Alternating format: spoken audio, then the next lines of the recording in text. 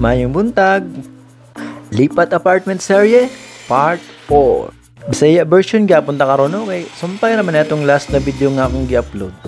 Dugay-dugay gud nato wala ni na-upload no kay nag-effort ko tag-edit ba. Tapos di pa gid nimo i-like. Maggama day ko anig butanganan ng tubig. Priyang naong murag bangguran ba?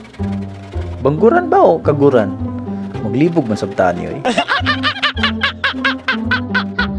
Tuod ba kining kahoy nga akong gigamit ron? Napunitan na po naman gyapon ni sa kalsada. Kabalo ba mo nga diri mga lumber nga mga kahoy-kahoy nga mga baligya. Naka-planer na siya halos ba? Pwede na bitaw na mo siya diretso gama.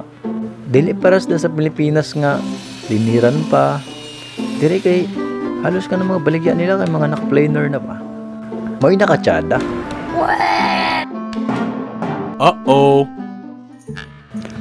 Ug sa dihang nabuak akong heart katong gibiyaan ko nimo. Mupunta. Madikit ra mo gud na ay repair na. Naunsa. Nag-move on gani siya. Ato na ning hugaw-hugawan. Pintalan di ay. Tuarang pinispada ko. Follow na.